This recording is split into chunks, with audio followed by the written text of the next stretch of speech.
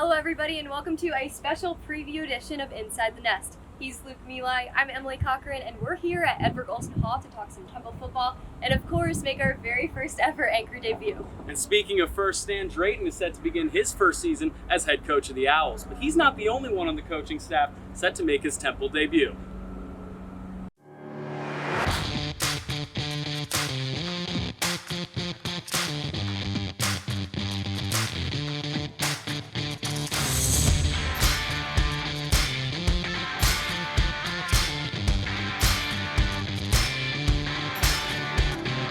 Head coach Stan Drayton is not rebuilding this Temple team alone. DJ Elliott is stepping in as the new defensive coordinator, previously making coaching stops at Kansas and Florida State. Antoine Smith has been named the defensive line coach, but previously, Smith was wrapped up in Colorado State's program. He led the Mountain West in sacks, averaging 3.25 per game, which was the 7th best in the nation. And on the offensive side of the ball, Danny Langsdorf was named Temple's offensive coordinator and quarterbacks coach. He served as the QB coach at Colorado for the last 2 seasons in an offense that ranked 3rd best in the red zone in the country in 2021. Preston Brown takes over as the running backs coach after serving as director of player personnel for the Owls last season. Stan Drayton had his first press conference of the semester earlier this week, and he put a lot of the focus on the development of his team, including singling out one position group that's hitting their stride. Duke next Friday is all we're focused on. And to be quite honest with you, we're focused on Temple. What we're trying to build is a process, all right? And is it gonna get all the way solidified, foundation done this year? Probably not. But the people need to see us working toward those goals as a program. And those are going to be the kind of people that say, yes, Temple is the place for me or not. And that's okay. Yeah, so we just need to get more consistent in our execution, right? And again, to these guys' credit, they have been trying to execute the entire playbook. We threw it all at them, kind of the whole part mindset. It starts right there with the offensive line, right? There's starting to be some daylight showing up, and then the backs have to be right, so we're starting to get the timing together. The backs are starting to trust what's happening in front of them. Can we line up and me feel comfortable that that's going to happen every time? Not quite yet, but those flashes, you walk away feeling pretty damn good that you're headed in the right direction that way. So it always starts with the offensive line, and they're a lot more physical. So there's definitely a lot to unpack there in that Stan Drayton presser, but I think the thing that stood out to me most was the fact that he recognized how the foundation of this team is not going to be set in stone year one.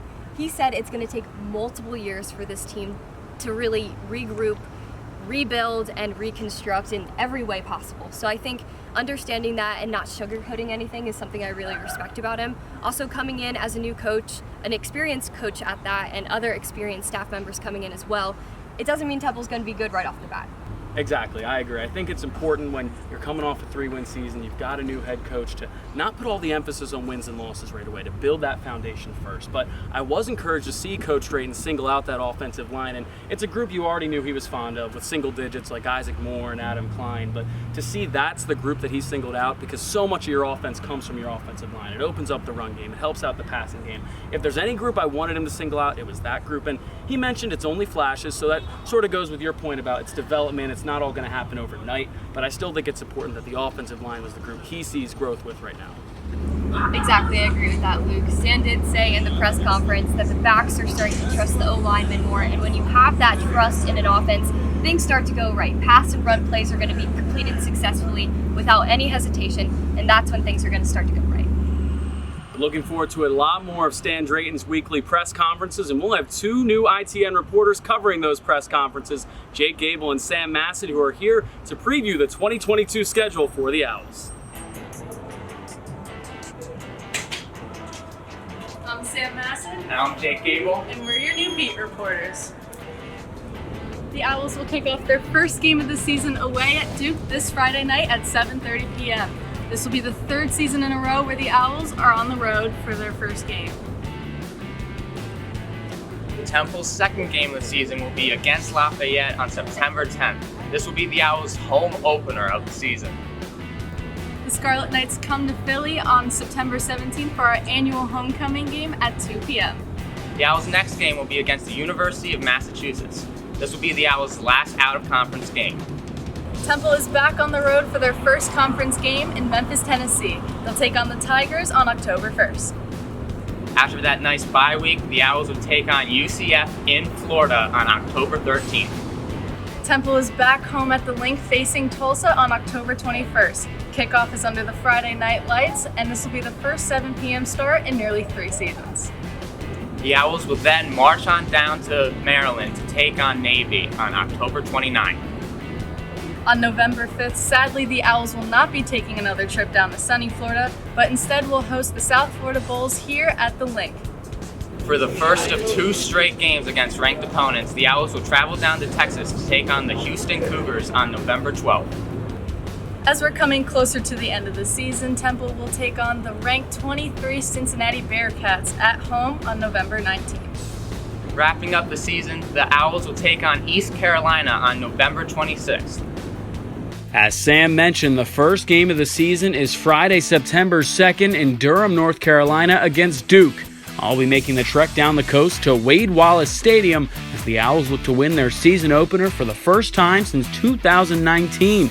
I'll have the game covered that night on our socials at OwlSports Update. Don't forget to join us this Tuesday for our first live show of the semester. Inside the Nest is live every Tuesday at noon on TUTV, but make sure you follow us for complete coverage on all our social media platforms at OwlSports Update, including Instagram and Twitter. That's all the time we have for today, but be sure to tune in to our very first live show of the semester on Tuesday, August 30th, where we will preview the rest of the Owl season. We'll have that preview along with a look ahead to Duke and some thoughts on the starters for Week 1. For Emilie Cochrane, I'm Luke Meli. Thank you so much for watching, and have a good day.